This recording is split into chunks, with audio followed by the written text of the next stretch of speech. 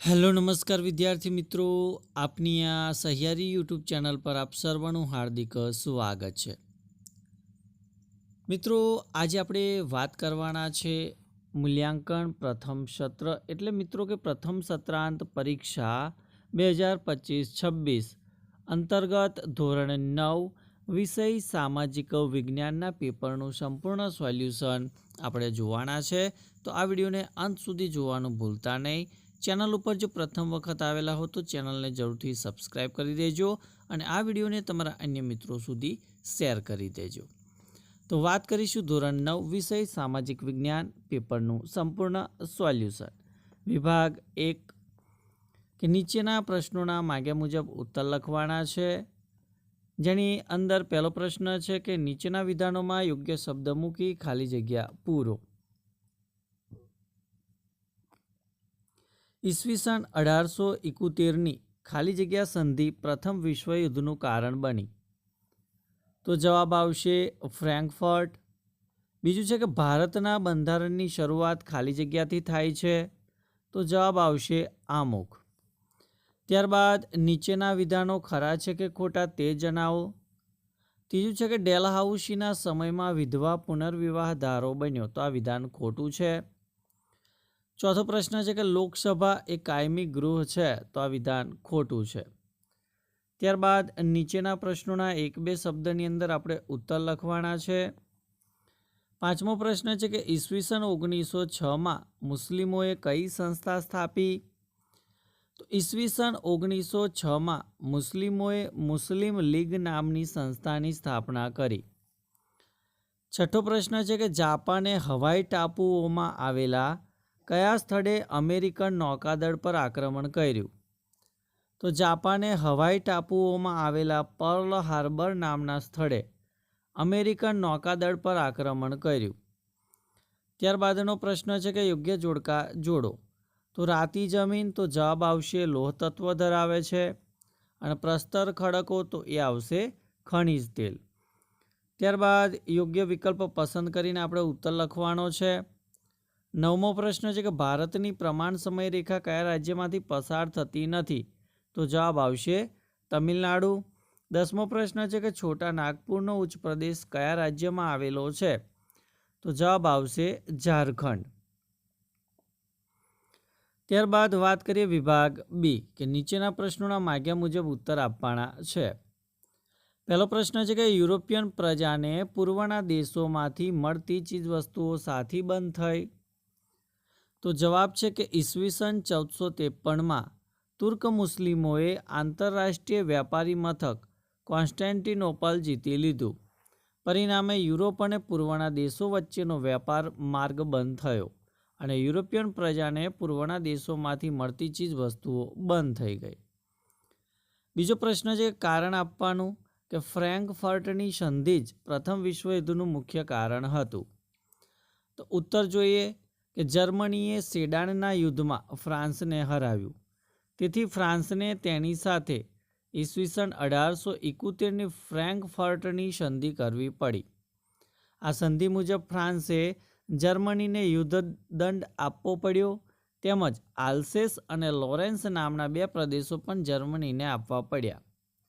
જર્મનીએ કરેલું અપમાન ફ્રાન્સ ક્યારેય ભૂલી શક્યું ન હતું. આમ ફ્રેન્કફર્ટની સંધિ જ પ્રથમ વિશ્વયુદ્ધનું કારણ બન્યું હતું. ત્યારબાદ પ્રશ્ન 13. દ્વિતીય વિશ્વયુદ્ધના મુખ્ય પરિબળો કયા કયા છે. તો દ્વિતીય વિશ્વયુદ્ધના મુખ્ય પરિબળો જોઈએ તો ઉગ્ર રાષ્ટ્રવાદ, જૂથબંધીઓ, લશ્કરવાદ, રાષ્ટ્રસંઘની નિષ્ફળતા, વર્સેલ્સની સંધિ, એડોલ્ફ હિટલરની સામ્રાજ્યવાદી મહત્વાકાંક્ષા અને જર્મનીનું પોલેન્ડ પર આક્રમણ એટલે કે તાત્કાલિક કારણ દ્વિતીય વિશ્વયુદ્ધનું પરિબળ ગણાય છે. 14મો પ્રશ્ન છે કે ગુજરાતમાં થયેલી ઉગ્ર ક્રાંતિકારી ચળવળો વિશે જણાવો. તો ઉત્તર જોઈએ કે શ્રી અરવિંદ ઘોષે ગુજરાતમાં સશસ્ત્ર ક્રાંતિની ભૂમિકા તૈયાર કરી હતી. તેમને ભવાની મંદિર નામના પુસ્તકમાં ક્રાંતિની યોજના વર્ણવી હતી. ઈસવીસન 1902માં બારિન્દ્ર કુમાર ગુજરાત આવ્યો. તેમણે દક્ષિણ ગુજરાતમાં ક્રાંતિનો પ્રચાર કર્યો. અહીં તેમને છોટુભાઈ પુરાણી અને અંબુભાઈ પુરાણીનો સાથ મળ્યો. નર્મદા નદીના કિનારે તેમને સાકરિયા સ્વામી મળ્યા. શ્રી બારિન્દ્ર કુમાર ઘોષે વડોદરા, ચરોતર પ્રદેશ, અમદાવાદ, મહેસાણા વગેરે સ્થળોએ ફરીને મધ્યમ વર્ગના યુવાનોને ક્રાંતિમાં જોડ્યા. ગુજરાતમાં ઉગ્ર ક્રાંતિની યોજનાઓ ફેલાવવા માટે દેશી વનસ્પતિની દવાઓ, નાહવાનો સાબુ બનાવવાની રીત, કસરતે, ગુલાબનો કિસ્સો, કાયદાનો સંગ્રહ વગેરે શીર્ષકોવાળી પુસ્તિકાઓ પ્રકાશિત કરવામાં આવી. આ પુસ્તિકાઓમાં બોમ્બ બનાવવાની રીત હતી.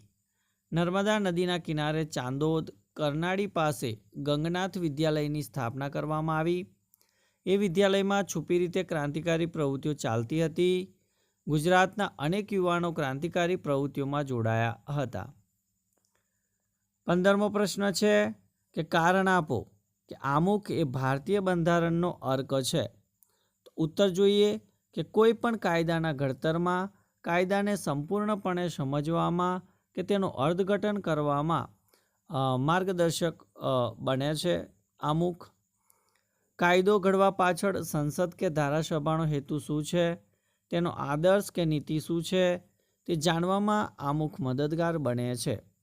કયા પ્રકારની મુશ્કેલીઓ નિવારવા માટે કાયદો ઘડવામાં આવી રહ્યો છે, તેનો નિર્દેશ આપણને આમુખમાંથી જાણવા મળે છે. આમ આમુખ સમગ્ર બંધારણનો હાર્દ રજૂ કરતું હોવાથી તે ભારતીય બંધારણનો અર્ક કહેવામાં આવે છે.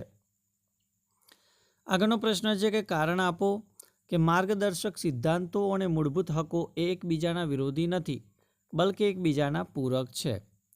ઉત્તર છે કે રાજ્યનીતિના માર્ગદર્શક સિદ્ધાંતો રાજ્યની સત્તાને વિસ્તારે છે, જ્યારે મૂળભૂત હકો રાજ્યની સત્તાને મર્યાદિત કરે છે. રાજ્યનીતિના માર્ગદર્શક સિદ્ધાંતો રાજ્યમાં સામાજિક અને આર્થિક લોકશાહી સ્થાપવાનું ધ્યેય ધરાવે છે, જ્યારે મૂળભૂત હકો રાજ્યમાં રાજકીય લોકશાહી સ્થાપે છે. આમ રાજ્યનીતિના માર્ગદર્શક સિદ્ધાંતો અને મૂળભૂત હકો એ એકબીજાના વિરોધી નથી, પરંતુ એકબીજાના પૂરક છે. અથવાની અંદર પ્રશ્ન જોઈ લઈએ, જેની અંદર પણ આપણે કારણ આપવાનું છે કે પશ્ચિમ ઘાટ સળંગ છે, જ્યારે પૂર્વ ઘાટ તૂટક છે. ઉત્તર જોઈએ કે દક્ષિણ ભારતના ઉચ્ચ પ્રદેશનો ઢોળાવ પશ્ચિમથી પૂર્વ તરફનો છે. તેથી પશ્ચિમ ઘાટમાંથી નીકળતી ગોદાવરી, કૃષ્ણા, કાવેરી વગેરે નદીઓ પશ્ચિમથી પૂર્વ તરફ વહે છે અને પૂર્વ ઘાટના ડુંગરોને કોતરીને બંગાળાની ખાડીને મળે છે. આથી પૂર્વ ઘાટ તૂટક છે, જ્યારે પશ્ચિમ ઘાટમાં કોઈ મોટી નદી નથી, તેથી તે સળંગ છે. પ્રશ્ન 17 છે કે ભારતીય દ્વીપકલ્પની નદીઓ વિશે ટૂંકમાં માહિતી આપો. તો ભારતીય દ્વીપકલ્પની મોટાભાગની નદીઓના પાણીનો જથ્થો માત્ર વરસાદ પર આધારિત છે, તેથી તે મોસમી કે હંગામી છે. ઉનાળામાં મોટાભાગની નદીઓમાં પાણી ઓછું થઈ જાય છે કે બંધ થઈ જાય છે. હિમાલયની નદીઓની સરખામણીમાં તેમની લંબાઈ ઓછી છે. તે નદીઓ છીછરી છે. મોટાભાગની નદીઓ પૂર્વ તરફ વહી બંગાળાની ખાડીને મળે છે. દ્વીપકલ્પીય નદી મોટે ભાગે પશ્ચિમ ઘાટ મુખ્ય એ જળ વિભાગ છે. 18મો પ્રશ્ન છે કે હિમાલયની નદીઓ સાથી બારેમાસ પાણીથી ભરપૂર રહે છે.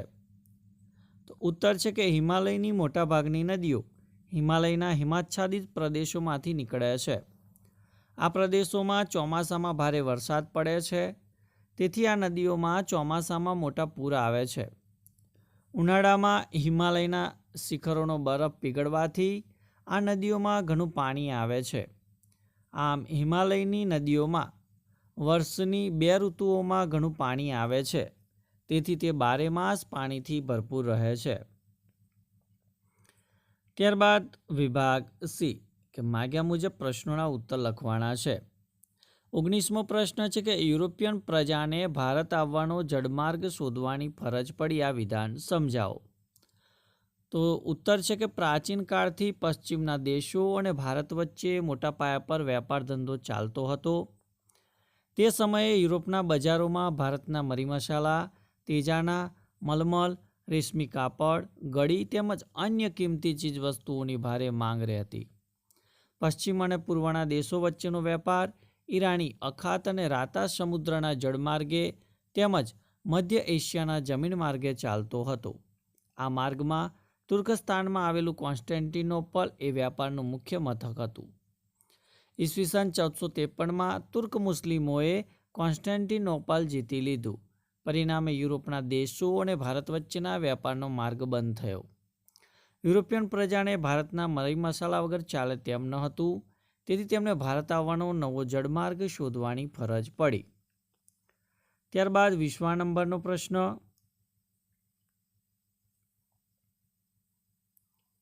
કે ડેલહાઉસી સુધારાવાદી ગવર્નર જનરલ ગણાય છે. તો ઉત્તર જોઈએ કે ડેલહાઉસીના સુધારાવાદી કાર્યો. તો ડેલહાઉસીએ ભારતમાં રેલવેની શરૂઆત કરી.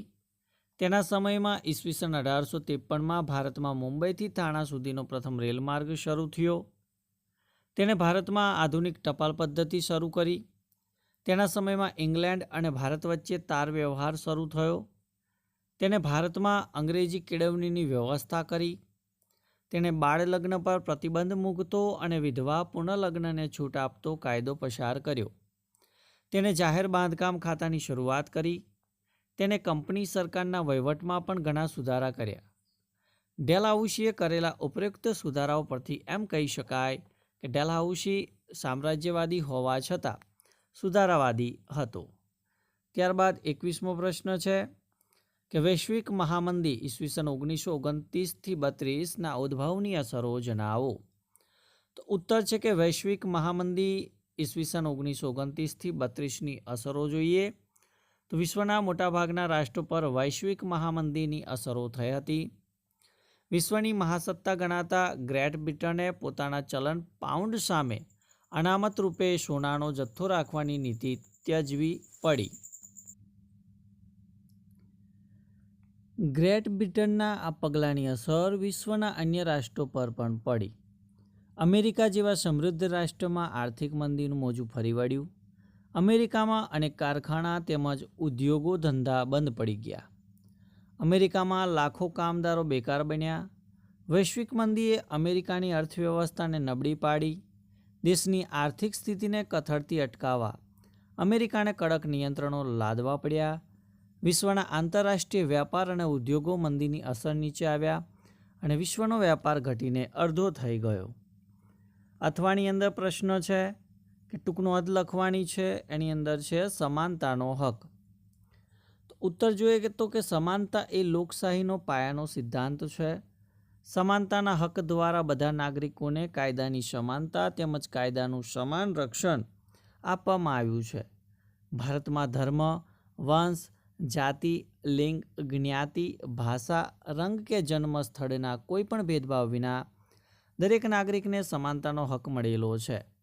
આ હક સરકારી નોકરીઓ, ધંધો, જાહેર રોજગાર, હોદ્દાની પ્રાપ્તિ, ધાર્મિક સ્વતંત્રતા, જાહેર સ્થળનો ઉપયોગ, સામાજિક જીવન વગેરેની બાબતમાં દરેક નાગરિકને સમાનતા આપે છે. દેશની અનુસૂચિત જાતિઓ, અનુસૂચિત જનજાતિઓ અને સામાજિક દ્રષ્ટિએ પછાત મનાતા વર્ગો માટે રાજ્ય સરકાર ખાસ જોગવાઈઓ કરે તો તે સમાનતાના હકનો ભંગ ગણાશે નહીં. આ વર્ગો માટે સરકારી નોકરીઓમાં તેમજ શિક્ષણ સંસ્થાઓમાં અનામત બેઠકો રાખવામાં આવે છે. ભારતીય સમાજનું કલંક ગણાતી અસ્પૃશ્યતાનું બંધારણે નાબૂદ કરી છે. તેથી અસ્પૃશ્યતા કે અન્ય પછાત જાતિના લોકોને અને તેમનો તિરસ્કાર કરી શકાશે નહીં. અસ્પૃશ્યતાનું આચરણ સજાપાત્ર ગુનો બને છે. સમાજમાં આવા ભેદભાવ સર્જતા ઇલકાબો અને ખિતાબો પણ નાબૂદ કરવામાં આવ્યા છે. ત્યારબાદ મિત્રો 22મા નંબરનો જે પ્રશ્ન છે કે તમને આપેલા ભારતના રેખાંકિત નકશામાં નીચેની વિગતો યોગ્ય સ્થાને દર્શાવવાની છે. તો ભારતના નકશાની અંદર આપણે અરબ સાગર બતાવવાનો છે, રાતી જમીનનો એક પ્રદેશ બતાવવાનો છે અને પુલિકટ સરોવર બતાવવાનું છે. ત્યારબાદ વિભાગ ડી જે મુદ્દાસર આપણે પ્રશ્નોના ઉત્તર લખવાના છે. 23મો પ્રશ્ન છે કે બહિષ્કાર આંદોલન અને સ્વદેશી ચળવળના સ્વરૂપ અને પરિણામોની ચર્ચા કરો. તો બહિષ્કાર આંદોલનના મુખ્ય 3 લક્ષણો હતા. એક સ્વદેશી અપનાવવું, બીજું વિદેશી માલનો બહિષ્કાર કરવો અને ત્રીજું રાષ્ટ્રીય શિક્ષણ અપનાવવું. તો પહેલો મુદ્દો છે કે સ્વદેશી અપનાવવું. તો બંગભંગના આંદોલનને એક ભાગરૂપે બંગાળમાં સ્વદેશી ચળવળ શરૂ થઈ. આ ચળવળ બહિષ્કારની પૂરક હતી. વિદેશી માલનો બહિષ્કાર કરી સ્વદેશી ચીજવસ્તુઓને ઉત્તેજન આપવાનો લોકોએ આગ્રહ કરવામાં આવ્યો. આ ચળવળ બંગાળ ઉપરાંત પંજાબ, ઉત્તર પ્રદેશ, મધ્યપ્રદેશ, મુંબઈ, તમિલનાડુ વગેરે પ્રાંતોમાં ફેલાઈ. સ્વદેશી ચળવળને લીધે દેશમાં બનેલી ચીજવસ્તુઓને સારું ઉત્તેજન મળ્યું.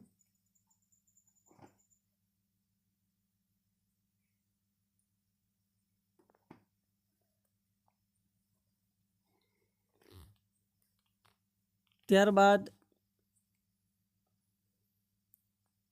કારખાના બી સ્વદેશી ચીજવસ્તુઓ બનાવવાના શરૂ થઈ ગયા અને આ ચળવળથી ભારતની સ્વાતંત્ર્ય ચળવળતાને વેગ મળ્યો છે. બીજું છે કે વિદેશી માલનો બહિષ્કાર કરવો. તો સ્વદેશીને ઉત્તેજન આપવા વિદેશી માલના બહિષ્કારનું આંદોલન ઉગ્ર બન્યું. તેમાં વિદેશી માલનો બહિષ્કાર કરી સ્વદેશી માલ વાપરવાની હિમાયત કરવામાં આવી. વિદેશી માલના બહિષ્કારને લીધે માન્ચેસ્ટરથી ભારત આવતા કાપડનું વેચાણ લગભગ બંધ થઈ ગયું અને ભારતમાં ઉત્પન્ન થયેલ કાપડનું વેચાણ વધ્યું. લોકોએ મીઠું, ખાંડ, પગરખાં, સિગારેટ, તમાકુ વગેરે ઇંગ્લેન્ડથી આવતી ચીજવસ્તુઓનો બહિષ્કાર કર્યો. આમ બહિષ્કારની ચળવળને લીધે અંગ્રેજી વેપાર પર માઠી અસર પડી અને ભારતમાં સ્વદેશી ઉદ્યોગનો વિકાસ થયો. ત્રીજો મુદ્દો છે કે રાષ્ટ્રીય શિક્ષણ અપનાવવું. તો રાષ્ટ્રીય શિક્ષણ એ બંગભંગના આંદોલનનું એક અંગ ગણાતું હતું. બંગભંગના આંદોલનમાં વિદ્યાર્થીઓ આગળ પડતો ભાગ લીધો, તેથી તેમને સામૂહિક દંડ કરવામાં આવ્યો. તેમને શાળા કોલેજોમાંથી કાઢી મૂકવામાં આવ્યા. આંદોલન દરમિયાન સરકારી શિક્ષણનો પણ બહિષ્કાર કરવામાં આવ્યો. આથી સરકારી શિક્ષણના એક વિકલ્પ તરીકે રાષ્ટ્રીય શિક્ષણ આપતી સંસ્થાઓ શરૂ કરવામાં આવી. ઈસવીસન 1907માં બંગાળમાં 25 જેટલી રાષ્ટ્રીય માધ્યમિક શાળાઓ અને 300 જેટલી રાષ્ટ્રીય પ્રાથમિક શાળાઓ શરૂ થઈ. કવિવર રવિન્દ્રનાથ ટાગોરની શાંતિનિકેતન નામની વિદ્યાપીઠનો આ સમયમાં જ વિકાસ થયો. સ્વદેશી ચળવળોના પરિણામોની વાત કરીએ તો સ્વદેશી ચળવળને પરિણામે ઇંગ્લેન્ડમાં માન્ચેસ્ટર શહેરથી આવતા કાપડનું વેચાણ લગભગ બંધ થઈ ગયું. ઇંગ્લેન્ડથી આયાત થતા ખાંડ, બૂટ, સિગારેટ, તમાકુ વગેરે વસ્તુઓનો બહિષ્કાર થવાથી તેમની જે આયાત છે એ ખૂબ જ ઘટી ગઈ. ભારતમાં બનેલા કાપડનું વેચાણ વધ્યું.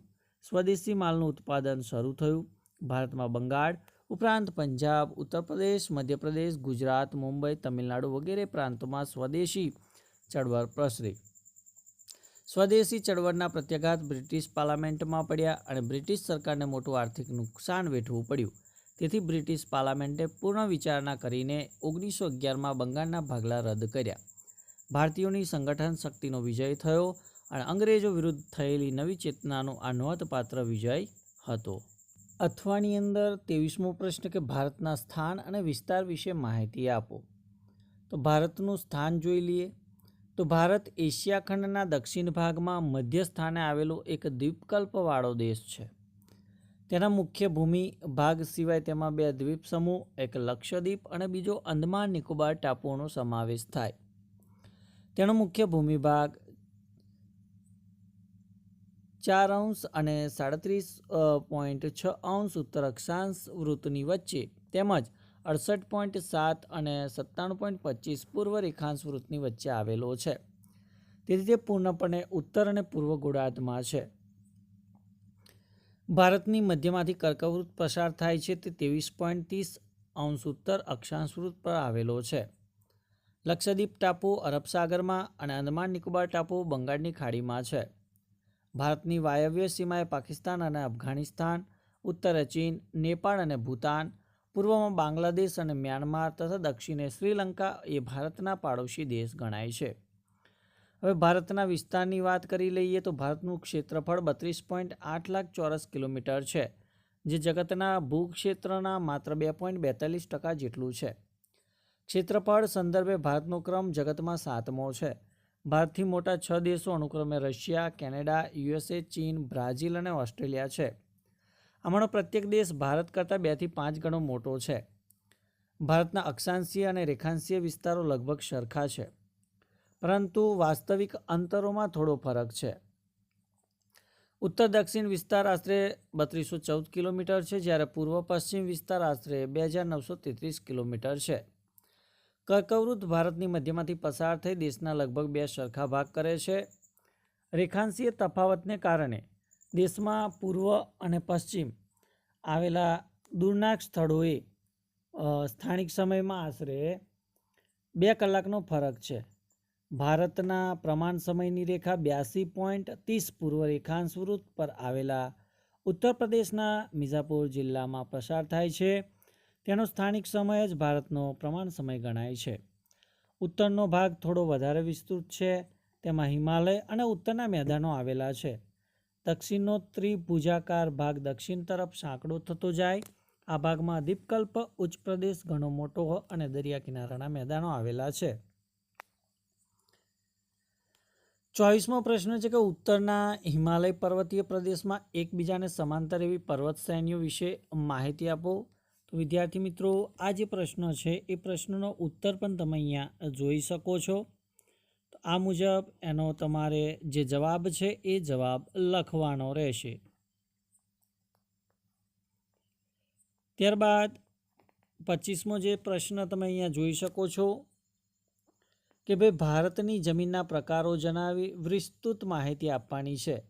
તો ભારતની જમીનને 6 પ્રકારમાં વહેંચવામાં આવેલી: કાપની જમીન, કાળી કે રેગુર જમીન, રાતી જમીન, પડખાવ કે લેટેરાઇટ જમીન, પર્વતીય જમીન અને રણ પ્રકારની જમીન. તો આ દરેકે દરેક જે જમીનના પ્રકાર છે એ પ્રકાર વિશે પણ તમે અહીંયા જોઈ શકો છો કે જે જમીનના પ્રકાર છે, જેમ કે કાપની જમીન એના વિશે, કાળી જમીન તો કાળી જમીન વિશે આપેલું છે, રાતી જમીન છે. ત્યારબાદ પડખાવ કે લેટેરાઇટ જમીન એ કયા કયા રાજ્યની અંદર આવેલી છે એનો ઉલ્લેખ અહીંયા કરવામાં આવેલો છે. ત્યારબાદ પર્વતીય જમીન છે અને રણ પ્રકારની જમીન છે. તો વિદ્યાર્થી મિત્રો, આ હતું ધોરણ 9 વિષય સામાજિક વિજ્ઞાન. તો મિત્રો, પ્રથમ પરીક્ષાની અંદર ખૂબ જ ઉપયોગી થાય તેવું સામાજિક વિજ્ઞાન વિષયનું સંપૂર્ણ પેપર સોલ્યુશન તમને આ વિડીયોની અંદર આપવાનો પ્રયત્ન કર્યો. તો વિડીયો તમને ચોક્કસથી ગમ્યો જ હશે તો વિડીયોને લાઇક કરી દેજો, શેર કરી દેજો અને ચેનલને સબસ્ક્રાઈબ કરી દેજો. Thank you. આભાર.